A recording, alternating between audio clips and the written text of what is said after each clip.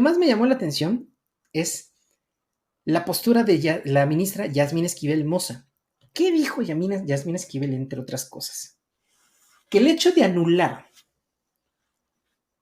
una ley de una forma tan básica, lo dice de una forma obviamente un poco más rebuscada, atenta contra la necesidad de hacer verdaderas modificaciones y que, dicho de paso, sí son necesarias. Estás aprobando algo porque dices que no tuviste tiempo de leerlo, cuando sí lo leíste, cuando estuvo en el folder anterior. Y por el caprichito de no dejar pasar esa ley porque no te gusta, te está echando al traste cosas que tanto la izquierda como la derecha estarían de acuerdo en impulsar. Chéquense lo que dice la ministra Esquivel a este respecto, que está interesantísimo. Ministra Esquivel. Muchas gracias, ministra presidenta.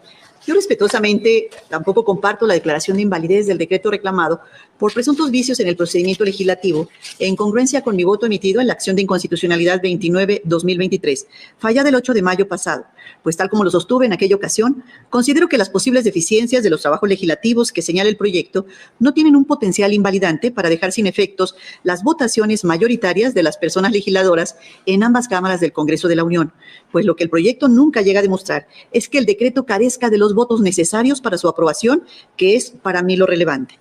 Como lo señalé en la ocasión anterior, el procedimiento legislativo inició con un acuerdo político de la JUCOPO, de la Cámara de Diputados, en el que se aceptó mayoritariamente procesar el mismo día las iniciativas que hoy nos ocupan, y el proyecto propone ignorarlo con franca violación al principio de división de poderes, porque, en mi opinión, los consensos políticos de los órganos legislativos no nos corresponde juzgarlos, y menos aún desentendernos que en dicha Cámara hubo 267 votos a favor, 219 en contra del decreto de reformas, y en la de senadores, que fungió como revisora, mereció su aprobación por 69 votos a favor y 53 en contra, ejercicio democrático que estamos a punto de invalidar.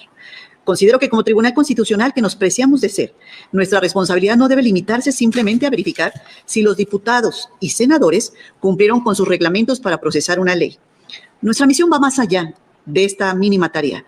Las ministras y ministros estamos llamados a revisar la regularidad constitucional de los contenidos del orden jurídico nacional, porque esta función es la que efectivamente redunda en el equilibrio de los poderes de la Unión.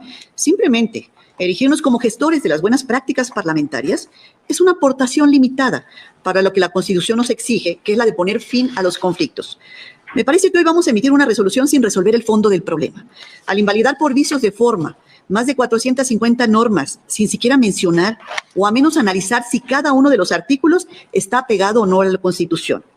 Quedarnos en este tipo de exámenes superficiales, los cuales, por cierto, cada vez más frecuentes, me parece que nos resta credibilidad, especialmente en esta materia, la electoral, en la que los actores políticos y la ciudadanía esperan de la Suprema Corte de Justicia de la Nación una labor sustantiva, de mayor profundidad, y no de un mero cotejo y palomeo de los formalismos procedimentales que acontecen en el quehacer cotidiano en los órganos legislativos, cuyos integrantes, como todos sabemos, tienen sus propias dinámicas de trabajo que obedecen generalmente a los acuerdos políticos de los diversos grupos parlamentarios, quien por su naturaleza, las más de las veces no requieren de soportes documentales exhaustivos, cuya ausencia, desde mi punto de vista, no debe ser motivo para invalidar todo el trabajo parlamentario bajo la óptica y pretexto de que no resistieron un análisis microscópico de la debida tramitología. No es gratuito que el poder reformador de la Constitución hubiese introducido en el artículo 17 constitucional que las autoridades deberán privilegiar la solución del conflicto sobre formalismos procedimentales. A ver, aquí una pausa antes de que continúe la ministra. Les está poniendo una cueriza como la mamá que agarra a su niño y lo agarra a nalgadas para que deje de chillar y de hacer berrinche y de decir tonterías mientras chilla y hace berrinche. Básicamente les está diciendo, los dictámenes que rechazamos se hacen por razones cada vez más básicas, elementales, por la forma. Cuando hubo un acuerdo político entre las partes en la Junta de Coordinación Política de ambas cámaras, y luego llegaron al pleno de cada una de las cámaras, y como a la oposición no le gustó el resultado, pues resulta que lo desconocieron y luego fueron con la Corte a decirle, es que no tuvimos tiempo. A ver, ellos, los legisladores, reconocen a la Junta de Coordinación Política como la autoridad de la Cámara de Diputados y como la autoridad del Senado de la República.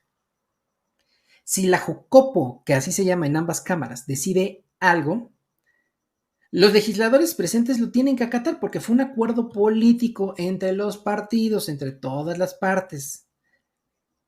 Y resulta que como no les gustó lo que salió, entonces lo pretendieron echar para atrás yendo a chillarles a los ministros, diciéndoles, es que no me dio tiempo de revisarla, de veras, eso está perjudicado, me causa mucho daño existencial. Casi les faltó decir, pues es que si se prueba esto me voy a traumar y voy a vivir infeliz el resto de mi vida. Ay, nada más les faltó llegar a esa parte, ¿no? Y Yasmín Esquivel les está recordando, güey, a ver, nuestro papel es verificar los errores de fondo, no de forma.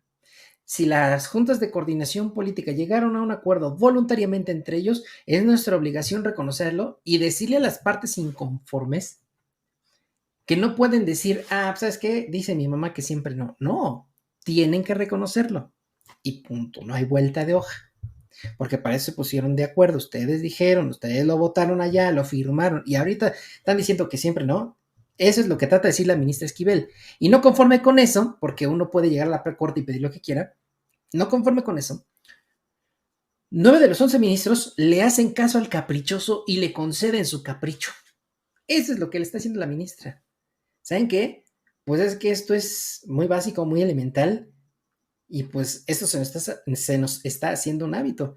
Resolver, y entre comillas, resolver, todo en corto, en friega, y no hay vuelta de hoja, que ya me quiero ir. Mi turno termina a tal hora y esa hora me voy.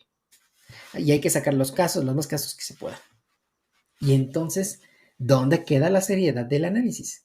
Pues es evidente que el constituyente advirtió demasiada superficialidad en las resoluciones de los órganos jurisdiccionales y las graves consecuencias que se generan por no acometer el estudio completo de las pretensiones que deberán ponderar todas las sentencias, y más aún las de la Corte, las cuales solo se refieren a la forma y no al fondo.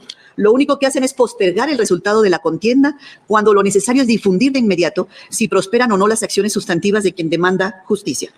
En materia electoral, los tiempos son de la mayor importancia, pues mucho de lo que sucede impacta a favor o en contra de las fuerzas políticas y de un sinnúmero de contingencias que justifican y exigen que lo que resuelva la Corte no sean meros paliativos que no decidan los puntos jurídicos, ni ofrezcan soluciones reales al trasfondo político que subyace, con el riesgo adicional que por la escasez de una decisión sustantiva, el Tribunal Constitucional ahora se le vea como una parte más del conflicto, cuando su misión solo debe ser de quien busca poner fin a las contiendas y no dejarlas sin un remedio a los planteamientos de inconstitucionalidad formulados.